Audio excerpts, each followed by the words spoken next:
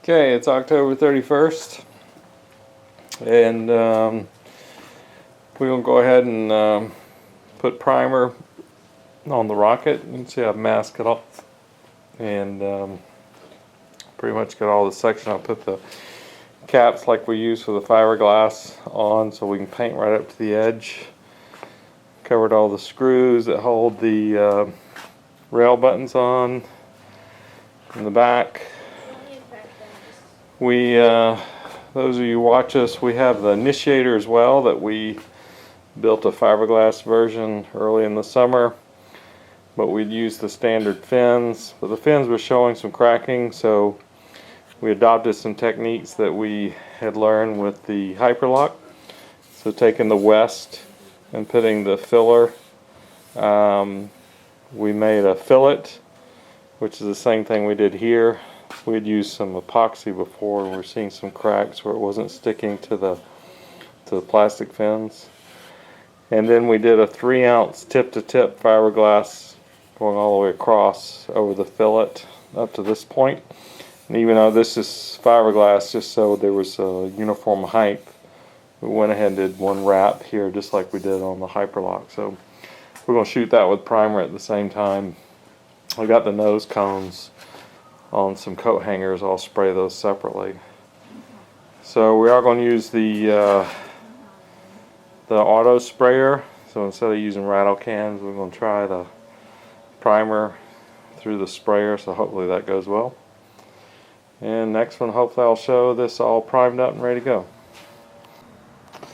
Okay, so we sprayed the rocket with the white primer, and we actually did this with an industrial spray gun, and I didn't really like the way it came out. It seemed to come out, it was hard to sand, it kind of rolled pretty poorly, so I prefer the enamel sandable primer out of a rattle can from Rust-Oleum. So I took a lot of this down with 60 grit, and so then what I did is mixed up this filler, and the filler comes in a 2-to-1. This is the Aero Epoxy Light. You put 2 parts of this to 1 part of this, and what it does, it makes almost like a whip. It's like whipped butter. It's very light, and the whipped butter, basically when you mix this light brown look. So basically I put it on in a paste form. It's dry now and it fills up divots, areas, air pockets, and areas where the fiberglass didn't lay out properly. So we'll sand this now to fill in, and then I'm going to shoot it again with the filler, the sandable primer, to cover all this. So you can see we're doing the same thing with the initiator. Initiator got a tip-to-tip fiberglass, and then we coat it with the primer, and then we put the filler on these areas as well. So we'll sand that tonight and hopefully get both these sprayed with the gray primer. Okay, so last time we showed I had painted the rocket with a white primer, which I didn't really like because it had too much oil in it. So I had done the filler of that new filler compound. So I went through a series of sanding it out and then putting the spray can primer, gray primer from Rust-Oleum, which I've had a lot of luck with before. So I've gone through 2 cycles. You can see it's getting pretty smooth now. There's a few areas, if you get in the right light, you can see. So I'll go through another series of filling and sanding to smooth all this out before we actually start painting. But today is November 7th. We hope to try shooting it again where we weren't able to do it last time because of the wind. We're going to make another attempt today. So I've loaded the drogue chute up in the payload section, and the main chute and the booster. So today we hope to do a low altitude flight of about 1,500 feet for the maiden voyage. We'll let the altimeter, hopefully if it works correctly, deploy the main chute at apogee. I put a 1 second delay in the engine injection as a backup, and then at 500 feet the charge should deploy the drogue chute. And since it's under main, it's strictly just a test, so we're not depending on the 500 foot deployment. I haven't received this backup altimeter yet, that's on back order. So until I get that, I'm not going to do true dual deployment. So if everything goes well today, we'll do a 1,500 foot and then go up to a 2,000. And on both instances, we'll be testing the 500 foot ejection with the altimeter, but just only the drogue. So in the event it misfires or whatever, the rocket's still under main chute.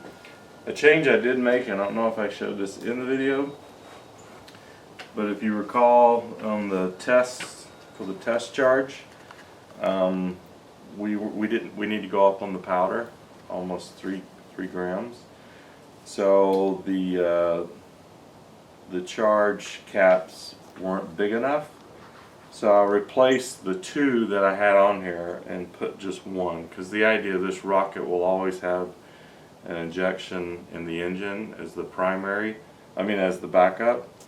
So I put 1 canister so it holds more. The other 2 are just like before, they'll hold 2 grams, so you'll have a primary and a backup for the drogue. But for the for the drogue, normally in dual deployment, we have this as the primary and the engine injection as the backup. So that was one modification we made. The engine that we've got in it is a 38 millimeter. So if you look over here, if Ella comes over the camera, I'll take this out. So we had to step this down from a 54. This is a 4 grain that's in there now. I think I showed this once before. We got this adapter ring, and you pull it out. So it's a 38. This is a 6 grain casing. This is the adapter between the 38 and the 54. So we have 2 spacers since it's a 4 grain. A 38 casing comes with its own retention ring as part of the engine load. So unlike the other loads, we don't have the steel casing. So the idea is you put the adapter in, you put it in,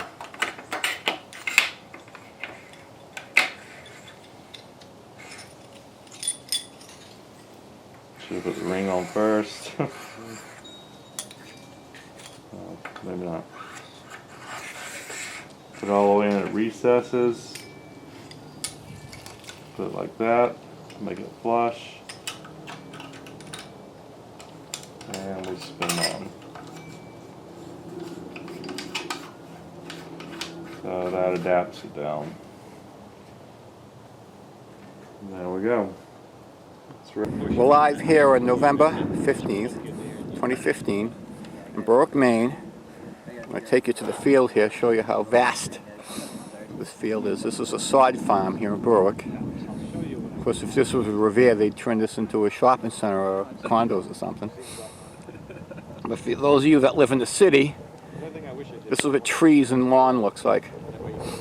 So Gloria's rig over there. Okay. Here's Randy setting up his level 2 level rocket. Level 2 capable, I should say. But this is not going to be a level 2 flight today. He expects to go about 2,000 feet. So Randy arming the altimeter and getting his onboard video, live video footage from space. Oh no, I was gonna get the slow-mo on my personal. Okay. He is ready. Okay. Alright. All right. First launch. First launch. Fingers. Okay. What do you got? What do you got in there for an engine? have an eye. I what?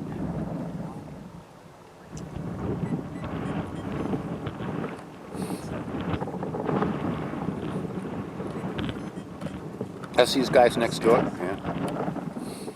So for those of you at home, level 1 engines are H's and I's, with level 2 being JKL. Anything beyond that would be level 3.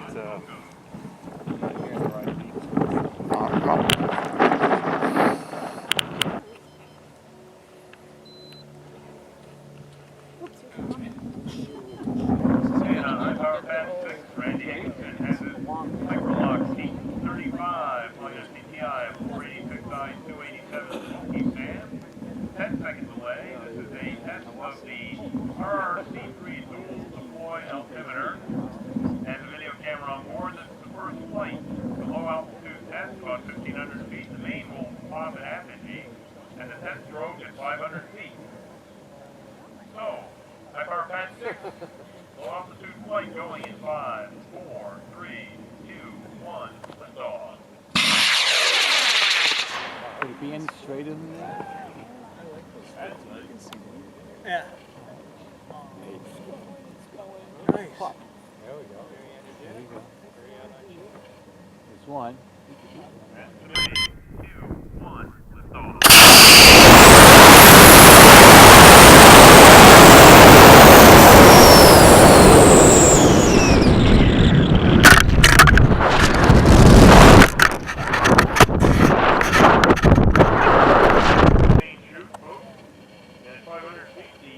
Altimeter will hopefully blow and put the drogue chute out as a test.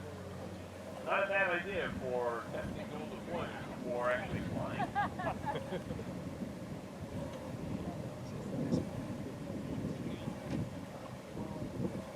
Well, there's nothing anymore unhappy. That's like if you're going to do a medium flight, Soon? It popped already. Oh, did it? Yeah. The drogue's already out. Yeah, looks like it didn't unfurl though, huh? Yeah. Okay, so the range is open. Go Baco to pad. Perfect.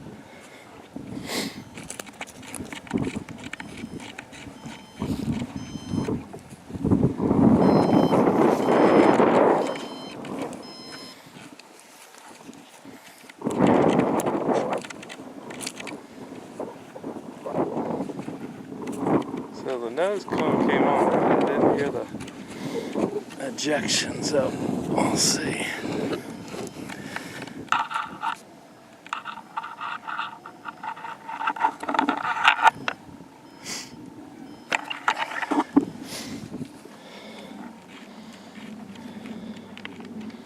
Okay. Head number 5, Randy Higginson's HyperLOC 835. CTI 601, I3, 50 Smoky Sam, 11 second delay, 600 newtons actual. MWRCC3 on board for altimeter. Testing test 2 of the main at 2,000 feet. Testing the drogue at 500 feet, question mark. Pad 5 is continuity going in 5, 4, 3, 2, 1, liftoff.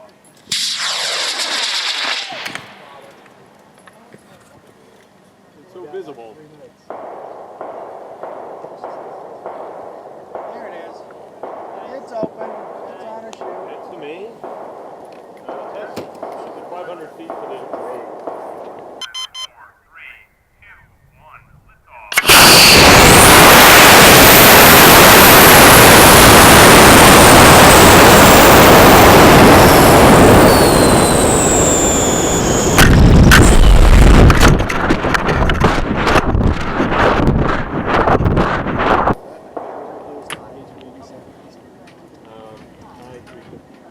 Like you've noticed that too. 4 people flew the same I-287. Yeah, smoky. It runs in cycles like good. A lot of people flying, you know, H123 range. Getting ready for Sparks next game. Yep, weather permitting, field availability, all that kind of stuff. When you get home.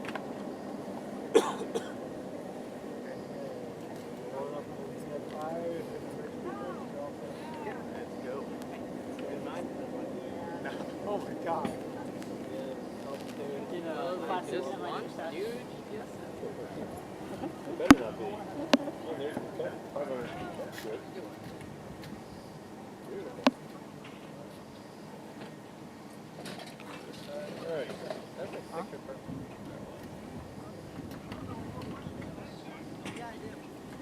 So if you guys want to go up to pad 6 and start unplugging the cords leading out on the outside for the pad 6 and start bringing those up,